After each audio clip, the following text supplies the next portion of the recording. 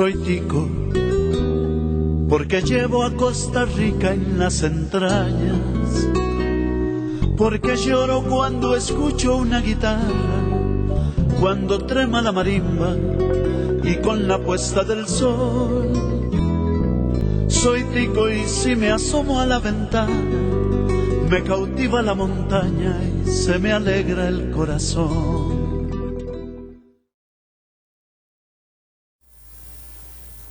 Buenas tardes, amigas y amigos comunalistas. Un gusto volver a saludarlos aquí en el programa de televisión de Noche Comunal. Primero agradeciéndole a Dios por la oportunidad de compartir con ustedes y pues presentarles las excusas del compañero Luis Orozco, que hoy él no puede estar. Hay unas actividades propias de su trabajo y por ese motivo no está, pero le mandamos un saludo a don Luis y posiblemente la otra semana él sí esté con ustedes.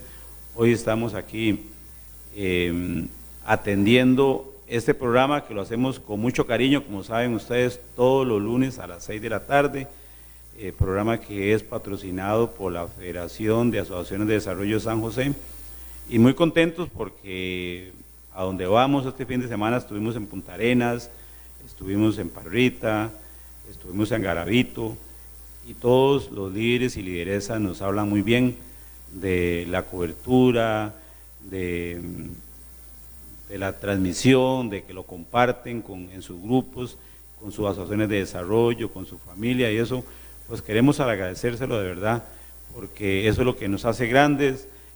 Nosotros lo hacemos con mucho cariño, voluntariamente lo hacemos porque sabemos que usted ahí en su actividad comunal, en la Asociación de Desarrollo, en la Unión, en la Federación y hasta los mismos compañeros de la Confederación, pues lo necesitan.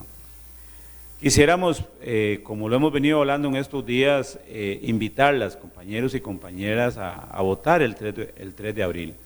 Es una responsabilidad cívica, patriótica, que como ciudadanos y sobre todo como líderes comunales tenemos con la patria, de manera que, bueno, ahora de un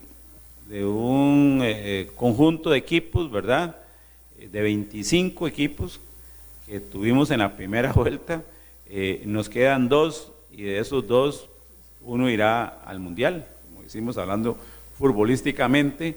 Desde aquí, de este programa, desde CONADECO, la Federación, las invitamos y los invitamos para que estudiemos el programa de gobierno, para que cuando hablamos con los candidatos en nuestras comunidades hablemos de las propuestas de nosotros, de los temas que hemos venido planteando. Es decir, aprovechemos las visitas de los candidatos a nuestros cantones, a nuestras comunidades, a nuestras provincias, para intervenir y insistir en los temas que ya ustedes conocen y enfrentar a los candidatos y obligarlos a que opinen. Hoy un tema que vamos a tratar, que tiene que ver con el transporte público, es un tema que ustedes deberían estarle preguntando a los candidatos. Posiblemente hoy a esta misma hora estén los 2 candidatos, no posiblemente, es de aseguro que están en alguna comunidad hablando con ustedes. Entonces pongamos la atención al programa para que cuando se dé esa visita de los candidatos a la presidencia también nos cuestionemos sobre el tema que vamos a hablar hoy. Invitarlos y recordarle a los compañeros de las federaciones el sábado la Asamblea Nacional de CONADECO en el Hotel Radisson a las 10 de la mañana. Desde ya desearle a todos los compañeros de Golfito, Guanacaste, la zona sur, Pérez Celedón, Limón, es decir, a todos los líderes y lideresas que el sábado se trasladan hacia el Hotel Radisson a las 10 de la mañana, que Dios los acompañe. Les estamos haciendo llegar el plan de trabajo, que ya ustedes lo tienen, y los demás informes para que el sábado pues hagamos una asamblea lo más expedita, lo más ágil. Es una asamblea de medio periodo, ¿verdad?, anual, para dar los informes y nombrar una persona en la junta directiva que en estos días nos renunció. Me refiero al compañero Eliezer de Heredia, a quien le mandamos un abrazo y un saludo, porque sé que a él le costó tomar esta decisión y la respetamos y lo apoyamos y sé que el compañero que asuma ese lugar de él en la Junta Directiva de CONADECO lo va a hacer con mucho cariño. Un abrazo a la Federación de Punta Arenas, que nos recibió este fin de semana y que conversamos sobre los planes de la Federación del Pacífico Central. Un saludo a su presidente Kleiber y a los compañeros y compañeras de esta federación. Igual un saludo al compañero Freddy allá en Quebrada Ganado, que nos atendió, almorzamos con él, estuvo muy bonita la conversación y por supuesto ponernos a la orden de esa linda asociación. Y finalmente pues visitamos también la Unión Cantonal de Parrita, con la que compartimos una jornada muy linda de capacitación sobre temas de emprendimiento, sobre los marcos legal, y agradecidísimo con toda la dirigencia de Parrita por habernos atendido como siempre nos atienden. Y bueno, hoy hemos invitado a una amiga del comunalismo, de un sector con el que ustedes se relacionan prácticamente todos los días a lo largo y ancho del país. Me refiero al sector de transporte público. En estos días ustedes nos han visto en los distintos medios de comunicación, en un acuerdo, en una alianza con la Cámara Nacional de Transportistas, particularmente del tema de transporte público, modalidad autobús, con quien hemos venido trabajando y nos van a ver en estos días en otras actividades, y desde ya, ahora en el transcurso de la conversa, los vamos y las vamos a invitar para que se suman a este movimiento. Es un movimiento al que CONADECO le ha puesto una atención especial porque lo afecta a usted directamente, a usted como líder comunal y a su familia y a toda su vecindad. Por eso en estos días hemos trabajado conjuntamente. Ustedes tienen experiencias, ¿verdad?, de su trabajo en sus comunidades con las empresas autobuseras, y hemos entendido que el camino entre CONADECO y la Cámara de Transportistas es vital para poder enfrentar esta ofensiva de un posible aumento. Y la mejor persona, por supuesto que hay muchas personas en la Cámara, pero particularmente doña Silvia Bolaño nos atendió hoy para venir a conversar con ustedes. Fue una entrevista así rápido, tuvimos que hacer un movimiento, digamos, como dicen en fútbol, de taquito, porque movimos otro programa para darle prioridad a este programa, porque se amerita, es decir, estamos en primer orden y entonces es muy posible que inclusive tengamos que movilizarnos, ¿verdad?, a dar esta lucha, y por eso la hemos invitado. Doña Silvia, muchas gracias, buenas noches por estar con nosotros aquí en Noche Comunal, y bueno, se me olvidó saludar a don Alex Solís, nuestro director técnico, por estar aquí en Noche Comunal. Muchísimas gracias a ustedes por la invitación, es un placer de verdad compartir con tantos representantes de asociaciones de desarrollo a través de este programa.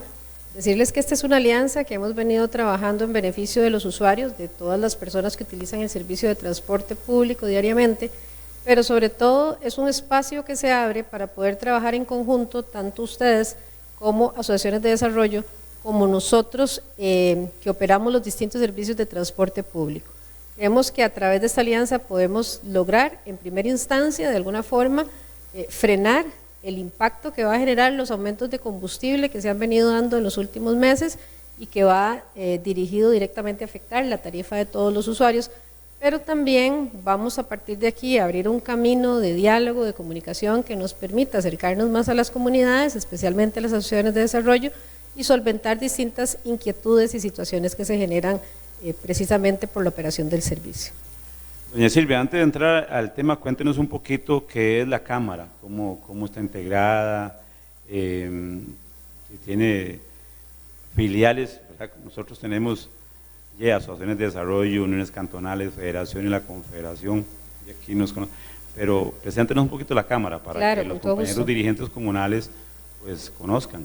Sí, efectivamente, la Cámara Nacional de Transportes es una asociación sin fines de lucro, representa a los distintos o lucha por los distintos ideales del sector, sobre todo se generan luchas a nivel sectorial, nosotros no representamos intereses particulares de ninguna empresa, básicamente son luchas que pueden afectar ya sea la calidad del servicio público o eventualmente alguna situación general, aprobación de alguna norma, algún reglamento o alguna situación particular que afecte el sector.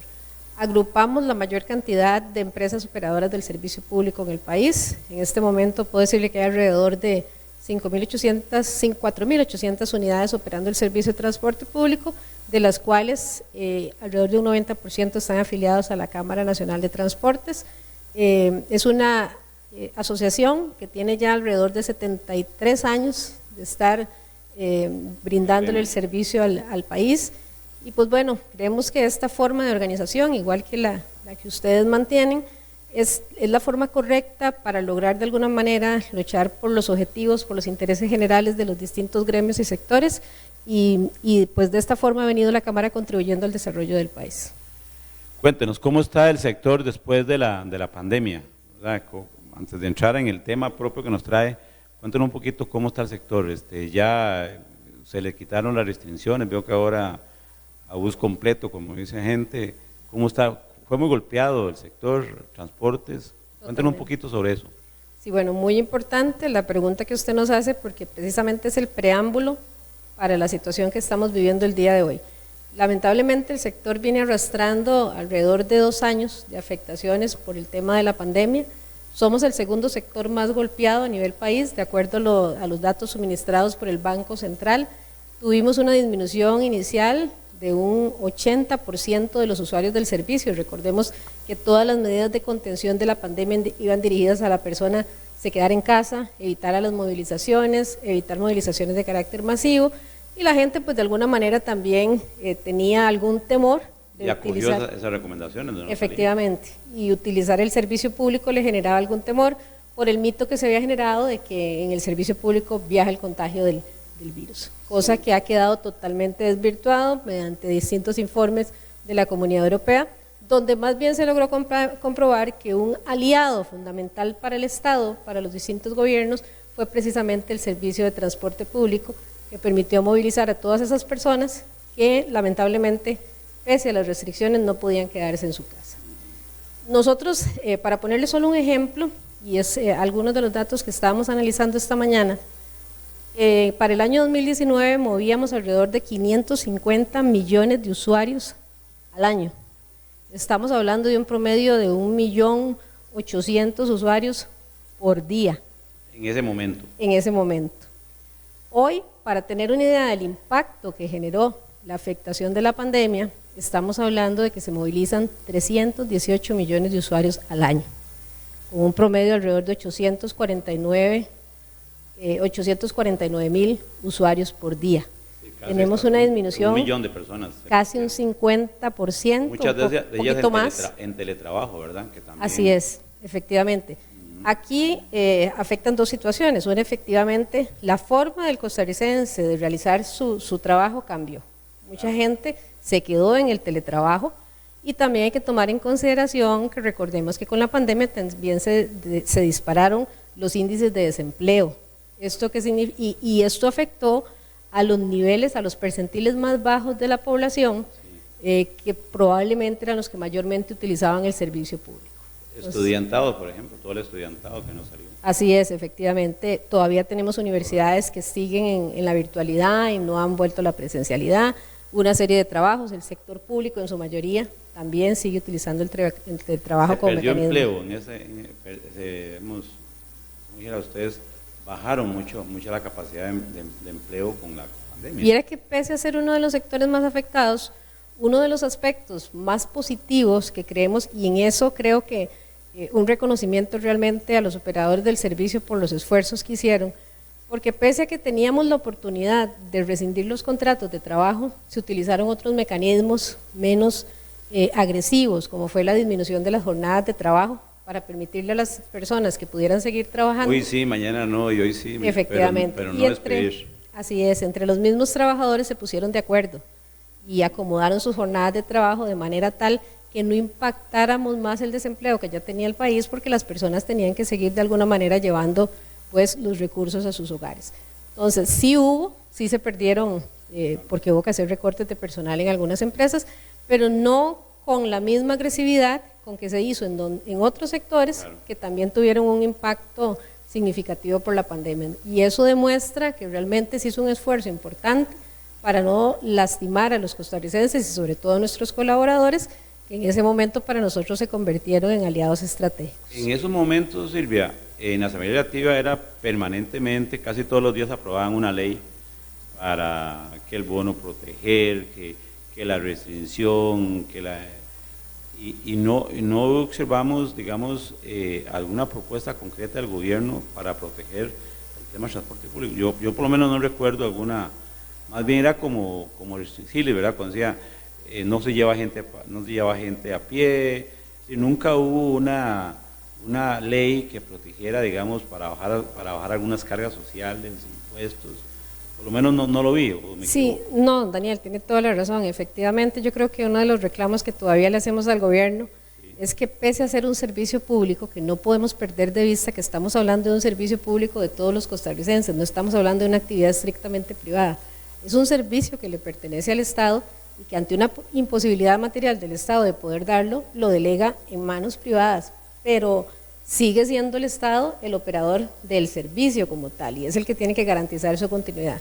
Creo que parte del reclamo que todavía hacemos a las autoridades es precisamente eso, no haber generado un plan de salvación, un plan de auxilio para que las empresas no se vieran tan afectadas como se vieron o minimizar eventualmente los efectos, porque al final de cuentas las empresas que se afectaron hoy están afectando comunidades.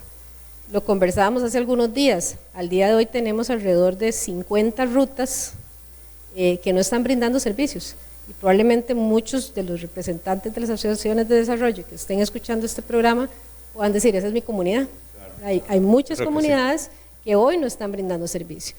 Entonces, pudimos tal vez, con algunas medidas puntuales que se podían haber tomado en ese momento, como, no sé, alguna ley que permitiera por lo menos algunos arreglos mucho más favorables con la caja, algunas moratorias con los bancos, no en las condiciones que se otorgaron. Todos están, digamos, pegados, como dice uno, con deudas en los bancos. ¿Sí? Efectivamente, de hecho, recientemente, en este mes, ya se tienen que empezar a hacer frente a todas las operaciones. Recordemos que la SUGEF tomó un acuerdo donde dejó sin efecto todos los arreglos y las suspensiones y las moratorias que se tenían con los bancos. Entonces ya nuevamente se le viene a sumar a la crisis del combustible el tener que venir a hacerle frente al pago de todas las obligaciones. Sí, porque no fue que se le exoneró totalmente, fue que se le alargó la deuda nada más. Así es, y eso tiene que quedar claro para los costarricenses, porque al final de cuentas lo que se dice es que se condonaron o se perdonaron deudas. No, en el caso particular del sector nuestro no hubo ninguna condonatoria de ningún tipo.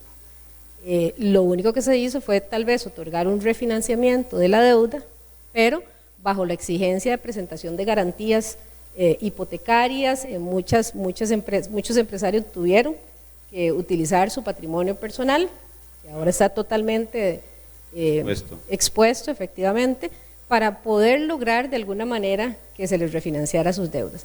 Pero no hubo, respondiendo a su pregunta, una gestión particular del Estado como titular de servicio para garantizar, digamos, la continuidad. Que al final de cuentas el Estado es el dueño ¿cómo se llama?, del transporte público, así. El Estado lo que les da a ustedes es como un permiso, una concesión, pero el Estado es el dueño del...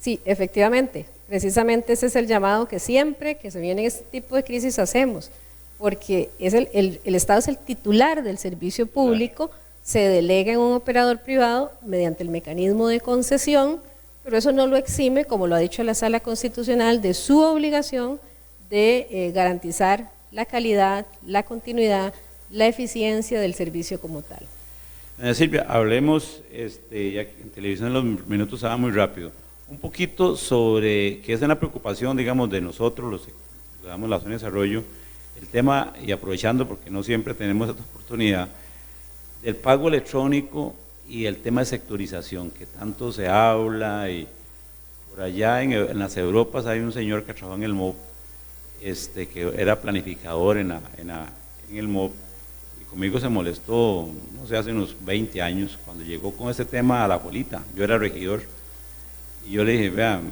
no sé, tal vez mi hija pueda ver ese tema de sectorización. Hoy está en las Europas que embajador.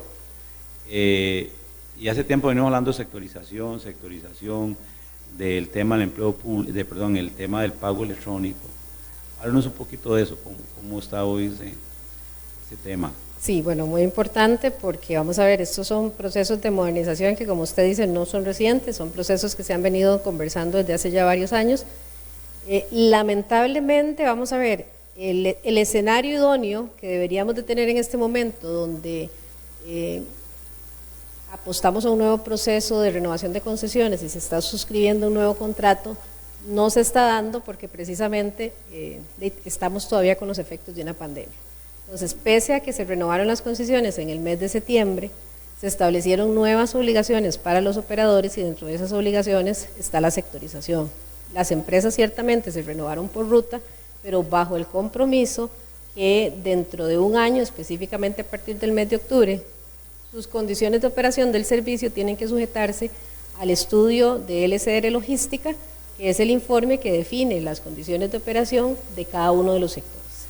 Es importante, perdón que te interrumpa, para que entendamos ya en lugares largos que a veces nos ven, la sectorización en concreto, digamos, en idioma alajueliteño es, pongo la juelita, es los diferentes traslados de la gente del cantón a un punto puntual y de ese punto a la capital.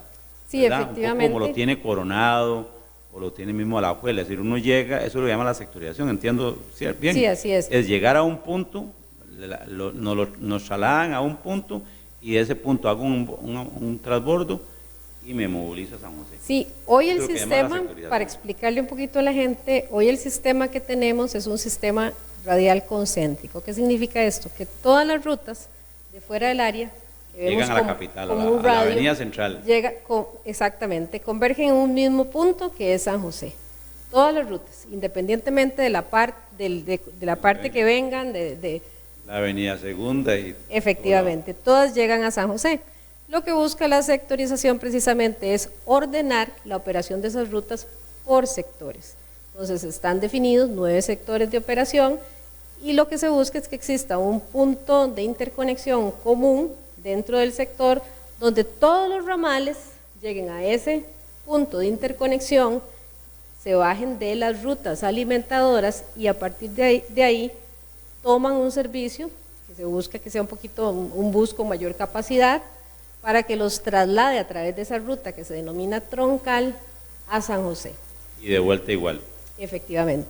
Entonces, de alguna forma siempre se ha dicho que lo que se busca es que... Eso se usa mucho en las zonas, digamos, Guanacaste o cosas así, digamos. Hablo de, no sé, Pulmitan, por ejemplo. Por ejemplo... ¿Verdad? Mucha gente, todos los pueblitos, los distritos llegan a Liberia y en Liberia se trasladan en una sola. Efectivamente. No todos vienen a San José. Efectivamente. Sí, el ejemplo tal vez más típico es Alajuela. Coronado. Ninguna ruta de Alajuela, salvo creo que una que opera Fernando Zúñiga que viaja por la ruta 27. De ahí viene más la capital. Viene la capital. Solo una. La única ruta que viaja a la capital es Tuaza o Station, que son el mismo operador. Todas las rutas alimentadoras de los distintos ramales de Alajuela, de Poás, de Carrizal, llegan a Alajuela y a partir de ahí viajan en una única. ¿Y cómo está eso? Unidad Hoy San José. entonces está atrasado, ¿no? No, vamos a ver, ya se suscribió el contrato de concesión. Muy bien. Se establece que a partir del próximo mes de octubre se tiene que empezar a operar de acuerdo a las condiciones que estableció el estudio de LCR Logística. Aquí cuando le digo es que las condiciones lamentablemente se vienen a dar en un momento post-pandémico, lo que preocupa son las inversiones que se tienen que hacer, porque el proceso de sectorización no es únicamente que decirle a los usuarios que se monten en un bus y se bajen a un punto y se suban a otra. Esto implica una serie de reformas estructurales dentro de la operación del servicio. De recorrido, de construcciones. Recorridos, vías exclusivas, condiciones de infraestructura, inversión en unidades de mayor capacidad, Incluso se establece dentro del contrato la obligación de ir haciendo una sustitución paulatina de la flota por servicios eléctricos. El estilo tren.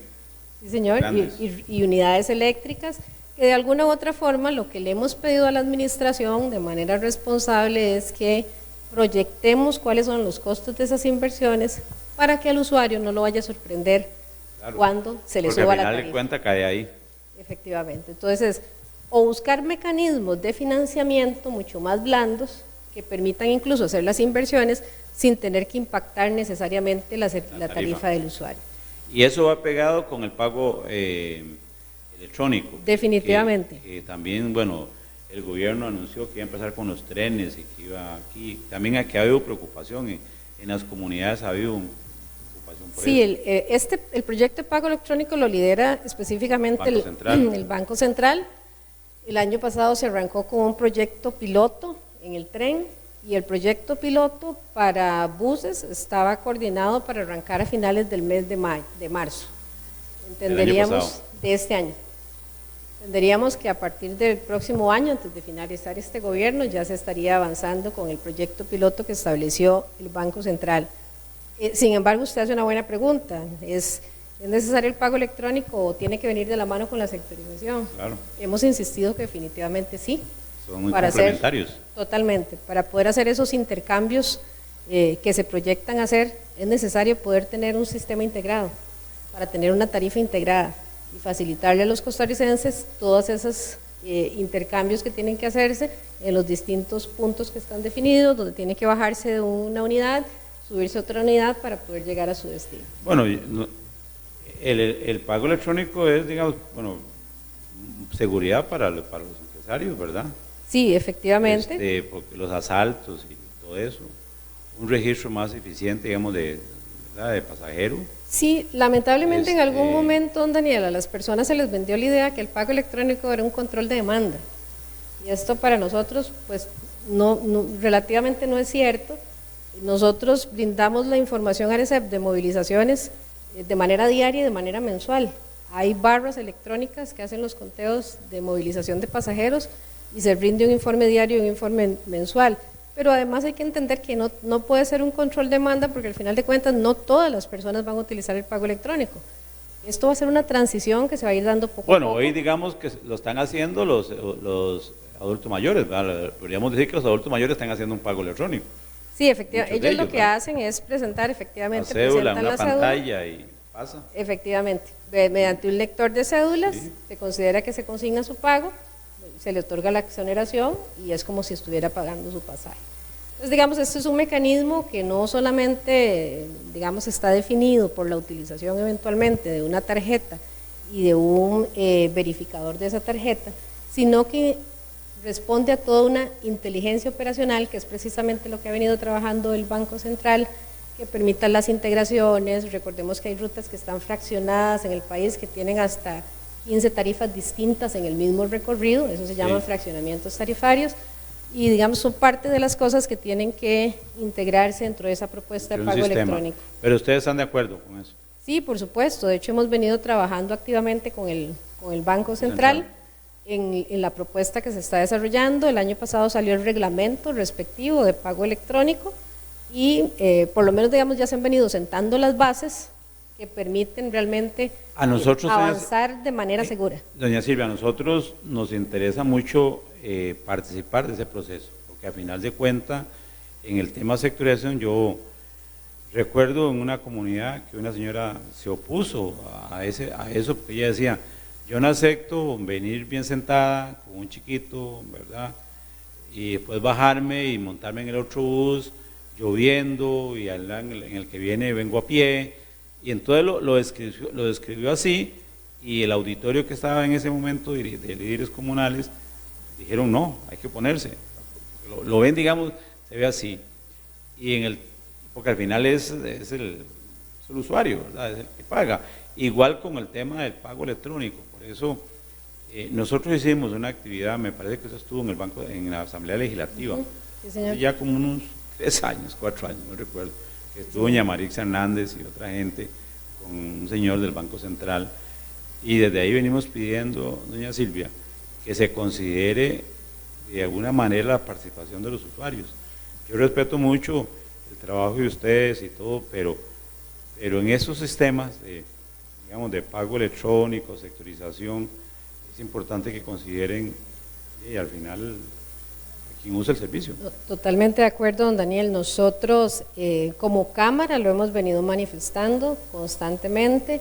Estamos clarísimos de esta situación. En el año 2008 la CEPAL emitió un informe donde indicaban que el fracaso del pago electrónico no era precisamente por el sistema que se utilizaba, porque al final de cuentas estos son mecanismos que se pueden ir ajustando. El éxito o el fracaso del pago electrónico depende de la sensibilización que se haya hecho con el usuario, porque al final es el que va a utilizar el mecanismo de pago y es el que tiene que estar convencido del uso del mismo.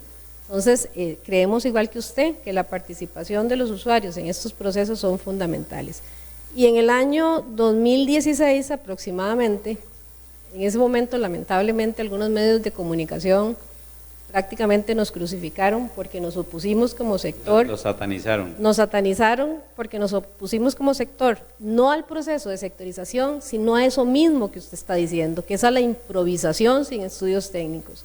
En ese momento lo dijimos, no podemos jugar con lo más sagrado que es para nosotros, que es nuestra demanda de servicio, que son nuestros usuarios, que al final de cuentas son la razón de ser del servicio público. No es posible que le vendamos a los costarricenses o los engañemos vendiéndoles las ideas de que la sectorización simplemente es montarse en un bus y bajarse en otro. Requerimos que si vamos a hacer esas transiciones y esos transbordos, los usuarios tengan las condiciones adecuadas. O sea, no es mandarlos a un parque, como usted lo manifestó la señora. Bueno, hoy lo estamos viendo ahí, Mora, en ese puente que la gente está haciendo un transbordo. Efectivamente, o sea, mandarlos a un parque sin condiciones, sin accesibilidad. Nosotros tenemos todo tipo de usuarios, claro, ¿verdad? Personas que requieren de condiciones de accesibilidad, infraestructura en los parques, en las vías, sin ninguna condición, donde los obliguemos a bajarse en época de lluvia. ¿Qué van a hacer esos usuarios para esperar a hacer un transporte? No, hay seguridad que la gente sabe huelga, ¿verdad? Efectivamente, y además, usted menciona un tema, condiciones de seguridad. Claro. O sea, necesitamos que estos transbordos se realicen en lugares realmente seguros, acondicionados, que permitan, y lo dijimos, las condiciones de inclemencias del tiempo en Costa Rica, todas las conocemos.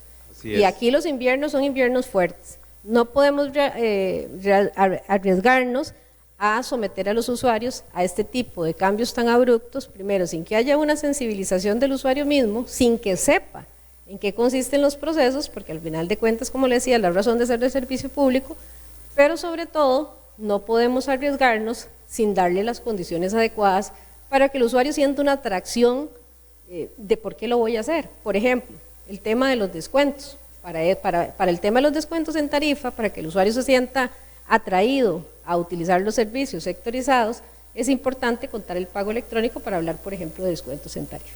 Bueno, hay una serie de mecanismos que se tienen que sumar a esto. Bueno, vamos a entrar en esta segunda parte, digamos así, a hablar de la situación que hoy tenemos con el transporte público. Producto de esa guerra que uno, la verdad que no la entiende mucho, allá en un lugar que se llama Ucrania y la Unión Soviética. Y como decía un amigo, yo no entiendo, ¿verdad?, ya tan largo ese país y cómo nos afecta a nosotros. Bueno, esa guerra que hoy mata gente, aquí tenemos el impacto, ¿verdad? Ya, igual que el COVID, ¿verdad? Nació allá en China y terminó en el mundo entero. Hoy esa guerra está afectando todo lo que tiene que ver con los combustibles, todo lo que tiene que ver con el petróleo. Y eso está golpeando y está poniendo en alerta todo el sistema del transporte público. Y en los próximos días vamos a tener que pellizcarnos porque podrían seguir varias empresas entregando las llaves de los buses al MOP, ¿verdad? Nosotros sin posibilidades de ir, porque bueno, si los autobuseros entregaran la llave al MOP y hubiese quien la va y la recoge y sigue trabajando, pues de ahí está bien, pero pasa que nadie pasa a recogerla porque saben que es una situación bien delicada o no se entregaría tampoco. De manera que entonces vamos a pedirle a doña Silvia que nos cuente cuál es la situación que tenemos hoy con el transporte público. Hay en la Asamblea Legislativa algunas iniciativas del Poder Ejecutivo, 4 proyectos de ley que tienen que ver con el tema del combustible, el tema del petróleo, pero básicamente son préstamos, son más endeudamiento. Hay un proyecto del diputado Eduardo Macís, con quien hemos venido conversando y con el que coincidimos, creo, bastante con ADECO y la Cámara, que nos parece que podría ser el proyecto, todo proyecto en la Asamblea, ustedes saben, compañeros, que ¿verdad?, se modifica cuando hablamos de los textos sustitutivos, es que entró un texto y salió otro, ¿verdad? Pero es, digamos, el que se acerca más, y el Poder Ejecutivo el viernes pasado, el lunes pasado, todos los días, entregó otro. Ahí hay un candidato, ha dicho que va a rebajar 100 pesos por litro, no sé qué, y ahí estamos en campaña, usted me entiende, ¿verdad? Pero doña Silvia, ¿cuál es la realidad que hoy que está sufriendo el transporte y qué va a pasar en los próximos días? Bueno, vamos a ver. Lamentablemente tenemos que hablar también de las noticias que no son tan buenas, y esta es una de esas. La semana tras anterior, los usuarios del servicio sí tienen un incremento importante en sus tarifas, alrededor de un 6.39% de incremento de las tarifas, incluso hasta un 11% en algunas rutas. Eso llaman la tarifa nacional, ¿verdad? Efectivamente. Que no son, porque a veces dicen es que la empresa aumentó, no, son tarifas que cada cierto tiempo la ARECEP establece. Sí, hay 2 fijaciones extraordinarias al año que se hacen en el mes de enero y en el mes de junio. En estas fijaciones, para todo el mundo igual, para todas las rutas de autobús que cumplan con los requisitos que establece ARECEP, se les otorga ya sea o una rebaja o un aumento. Y se toman algunas variables. Una de estas variables es el precio del combustible.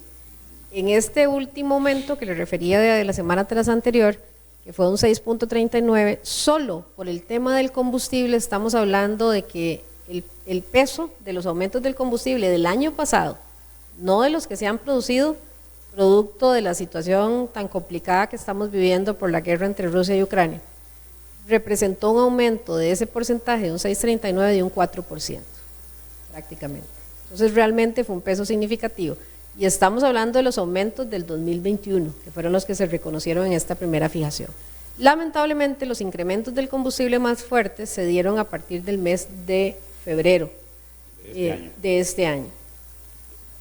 Con las modificaciones que hemos venido sufriendo a partir del mes de febrero de este año hasta el mes de marzo, estamos hablando en un mes y medio aproximadamente, hemos hecho algunas corridas y tenemos una variación ya, digamos que eventualmente los costarricenses van a sentir en la fijación tarifaria del mes de junio por los incrementos del precio del combustible de un 12%. A ese se le suman algunos otros costos, que son costos variables, como aumentos de salarios, aumentos de insumos, aceites, etcétera. Recordemos que el combustible tiene que ver en toda una cadena de distribución, claro, y en todos los insumos que son necesarios para la prestación del servicio público. Y al día de hoy, con los aumentos de combustible y estas otras variables, hablamos de que para junio, sin tomar en consideración futuros aumentos, ya tenemos un aumento del 16% de las tarifas de los usuarios. Es decir, sí o sí, ya en junio vamos a tener un aumento tarifario, salvo que tomemos de verdad las medidas necesarias para poder compensar esos aumentos. Esta es una situación muy preocupante porque, como usted bien lo decía, pone en juego la continuidad del servicio público. La semana anterior, producto de esta situación y de la situación complicada que venía arrastrando por pandemia, la ruta de Corales de Limón, que es la que brinda servicio a todo el centro. Y una en Puriscal también, no me contaron. Sí, hay, en este momento incluso hay otra ruta de metropolitana, que está en una situación complicada y sí, también probablemente vaya a tener las llaves, como digo yo. Efectivamente, igual que lo hizo la ruta Corales de Limón, que es la ruta la periférica, que ha venido advirtiendo de que ya la situación para ellos se torna insostenible. Recordemos que la periférica, el operador original de la periférica lo entregó en pandemia, entregó la ruta en pandemia. 4 operadores a solicitud del Consejo de Transporte Público se pusieron de acuerdo y brindaron la ruta para salvar el servicio, para no dejarla sin servicio. Pero ya los operadores que están brindando ese servicio ya también están en una situación, digamos, muy complicada financieramente, producto de estos incrementos del combustible. Lamentablemente, nosotros sabemos que la guerra empezó y sabemos cuándo empieza, pero no sabemos cuándo van a terminar. La semana pasada tuvimos algunas fluctuaciones, la tendencia era a bajar el precio del combustible. Hoy, nuevamente tenemos el precio del combustible en más de $110 el barril. Pero recordemos que Costa Rica fija su tarifa del precio del combustible no con base en el crudo, sino con base en el producto terminado. Entonces siempre va a ser mucho más caro de lo del precio del crudo que esté proyectado en el mercado internacional. A lo tico hay que hacerle un tratamiento, no se puede distribuir así como lamentablemente no tenemos una refinadora efectivamente, sino que el producto tiene que llegar terminado al país y eso aumenta los costos de operación. Este pago que hacemos por el combustible, dentro de una estructura de precios, para que nos entiendan también los usuarios, tiene un peso de un 60% dentro de esa estructura. A eso se le suman otros costos adicionales cuando ya el combustible está en el país. Además de eso, pagamos un 23% solo de impuesto al combustible.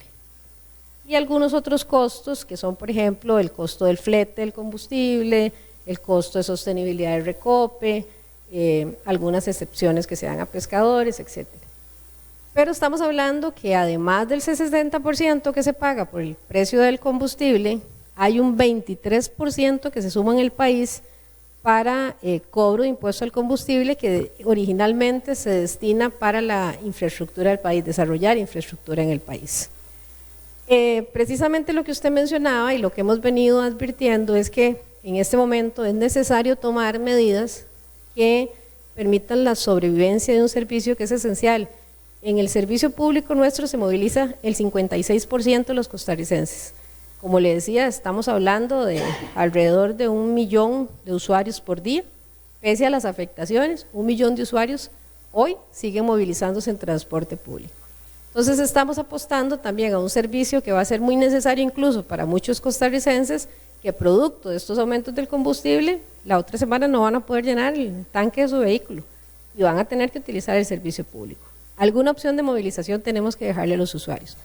La propuesta nuestra y que agradecemos más bien a la Confederación de Asociaciones de Desarrollo que ha venido trabajando con nosotros es presentarle a los diputados una moción que permita eventualmente exonerar con un carácter temporal el impuesto al combustible para el servicio de transporte público modalidad autobús.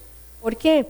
Porque pese a que el servicio moviliza el 56% de los costarricenses, el impacto que generaría para las arcas del Estado sería mínimo, porque realmente la rebaja significaría un 0.22% del total de los ingresos del Estado. Estamos hablando de un monto realmente bajo para la cantidad de billones que recibe el Estado anualmente. Pero aquí estamos hablando de un proyecto de ley para, por un tiempo, congelar suspender el impuesto único a los combustibles, importante decirlo, para el transporte público, modalidad autobús. Efectivamente. ¿Verdad? Dos factores importantísimos, como le digo, es el impacto que se genera en las finanzas del Estado es mínimo, pero el beneficio... pero que después no nos cobren ese congelamiento.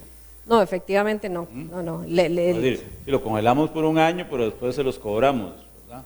No, porque entonces lo que estamos haciendo es trasladando un efecto... Un cobre ahora para después. Y un efecto mayor, porque siempre va a verse una afectación en las tarifas de los usuarios y eso no es lo que se busca. Si eso no es así, si esa ley, si ese congelamiento del impuesto de los combustibles no pasa, que definitivamente viene un aumento en la tarifa. Vamos a tener efectos... Un aumento en 120 colones creo por día. Sí, vamos a tener efectos en dos sentidos. Lamentablemente, pareciera que las autoridades, entre el gobierno y las autoridades de gobierno no se conversan. Mientras el gobierno el jueves sale diciendo que va a hacer un estudio para determinar la posibilidad de suspender la aplicación del aumento tarifario, al día siguiente, inmediato a que el gobierno hace el anuncio, ARECEP saca la publicación a efecto de poner en conocimiento a todos los costarricenses de ese aumento que usted indica. ¿Quién ¿quién determina el aumento? Porque aquí juegan tres, juega el CPT, Consejo de Transporte Público, el MOP, la ARECEP, el gobierno. ¿Quién dice el 1 de junio el bus vale 500 pesos más? La ARECEP. Al igual que en el tema de las tarifas de autobús, hay una metodología establecida por ARECEP. Con base en esa metodología, Recope hace los cálculos correspondientes, estima el aumento y lo presenta a ARECEP para su verificación. ARECEP lo somete a audiencia pública, revisa la solicitud correspondiente y aprueba o imprueba la gestión presentada o la modifica. Pero el Recope le pide el aumento en este caso, está pidiendo 120 colones al diésel, se lo pide a la ARECEP. Efectivamente. Ok, y la ARECEP le dice sí o no. A través de la Intendencia de Energía. Ok, pero qué organismo, para entenderlo a lo tico nosotros, ¿verdad? ¿Quién establece la tarifa? ¿Es la ARECEP? Sí, efectivamente, es ARECEP. No es el Consejo de Transporte Público. Ah, no, señor. Porque nosotros tenemos una representación ahí de los usuarios del Consejo de Transporte Público y yo veo que los operadores llaman y hablan con la compañera y ella trata de decir que no es el Consejo de Transporte Público el que establece la tarifa, es la ARECEP. Sí, así es, efectivamente. De oficio. Sí, señor. De acuerdo a los parámetros que establece la metodología correspondiente. En el caso de combustibles hay una metodología para la fijación del precio del combustible y hay una metodología para la fijación de las tarifas de autobús. En el caso nuestro hay dos metodologías, una que es extraordinaria, que es la que conversamos, que son las dos fijaciones al año, que son prácticamente para todos. Las dos esas del año, la que acaba de dar es por costo de vida, aumento de salario, los Exacto. aceites, digamos, eso es como el aumento, entre comillas, que el sector público, el sector privado le hace a los trabajadores, ¿va? Exactamente.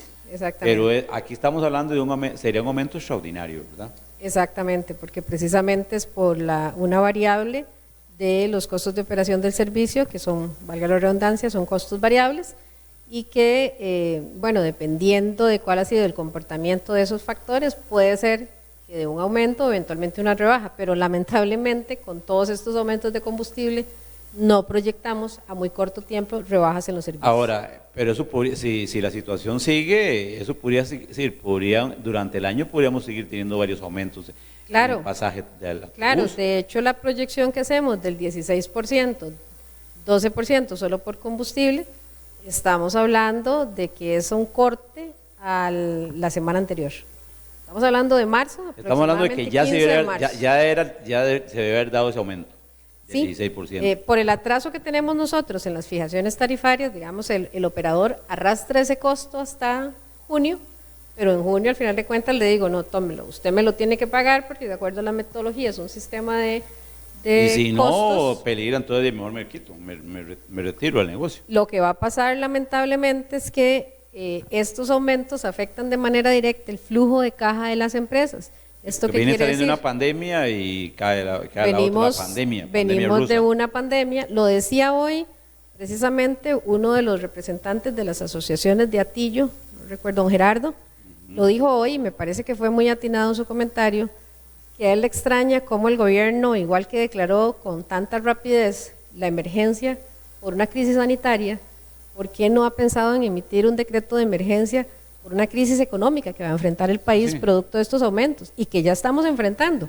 Es que el aumento de combustible afecta tarifas de autobús, afecta electricidad, afecta consumo de bienes y servicios y lo estamos, ahorita probablemente lo estamos sintiendo poco, pero conforme vayan pasando los meses lo vamos a sentir aún más. Y recordemos que transporte público, específicamente la tarifa de transporte público, incide en la inflación. Si se disparan las tarifas, se dispara la inflación.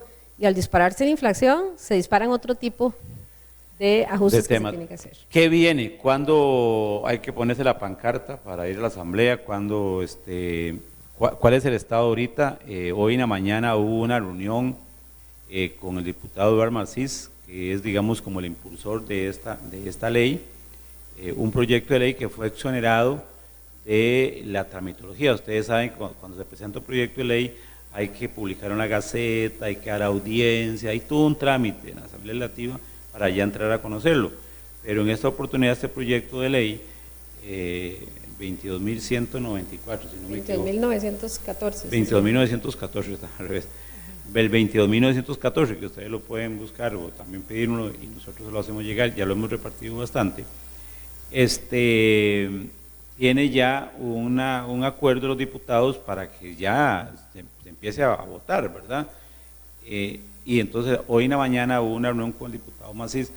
El miércoles a las 9:30 de la mañana vamos a tener una reunión un poquito para ampliar, y ahí les estará llegando por las redes sociales y por los medios de comunicación nuestros la invitación para avanzar en ese proyecto. Pero hemos dicho que vamos a dar un plazo muy corto, y aquí ambos sectores, ¿verdad?, el sector comunal y el sector empresarial, estamos tomando las medidas que en su momento las vamos a dar. No vamos a dar ni la hora ni lugar, sino ya, imaginen ustedes, ¿verdad?, está la policía ahí esperándonos, no, nada que eso.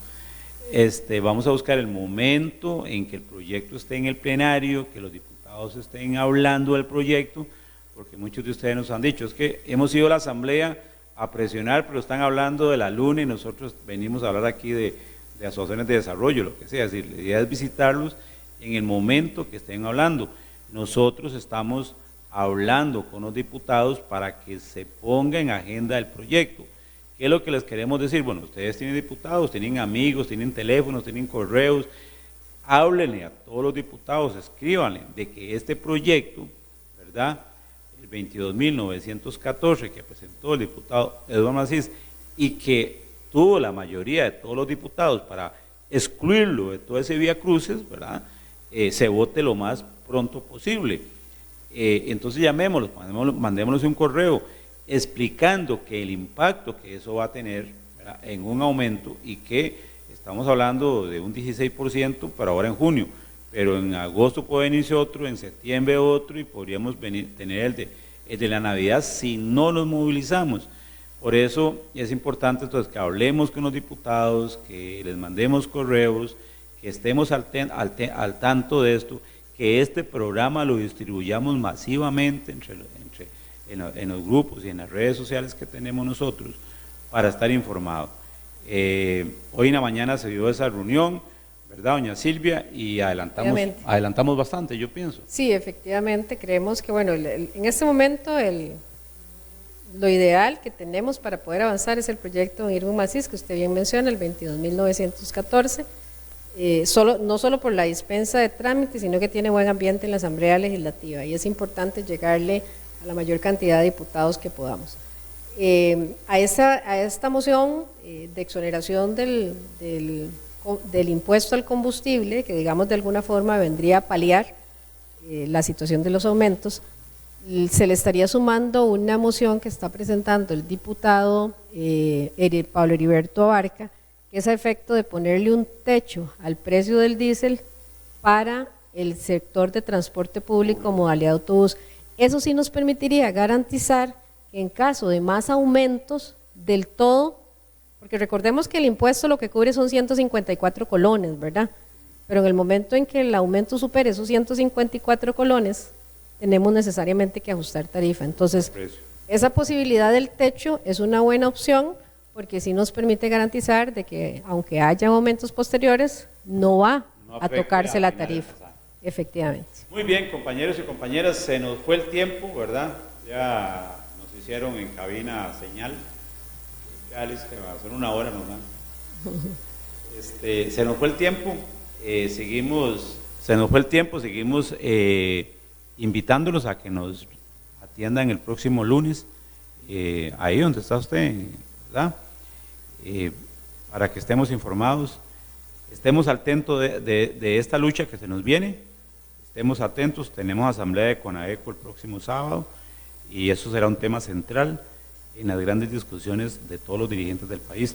Doña Silvia, de nuevo, muchas gracias por compartir y venir a Noche Comunal a informar a la dirigencia comunal de lo que estamos haciendo, y bueno, depende de cómo avance esto, tendremos que seguirnos viendo en estos días. Por supuesto, no, agradecerle a usted por el espacio, agradecerles también el apoyo que nos han venido brindando en esta lucha. Entendemos que esta es una lucha que tenemos que dar de manera conjunta por el beneficio no solo del servicio a sus comunidades, sino por el beneficio de todas las personas. Hay personas que el transporte público es el único mecanismo que tienen para movilizarse, y es por eso que estamos dando esta lucha en común. De verdad, muchas gracias, y felicitarlos por esa excelente organización que tienen a través de la Confederación. Muchas gracias, amigas y amigos. Nos vemos el próximo lunes, igual aquí a las 6 de la tarde, en un programa más de Noche Comunal. No se lo pierdan y que tengan una linda semana.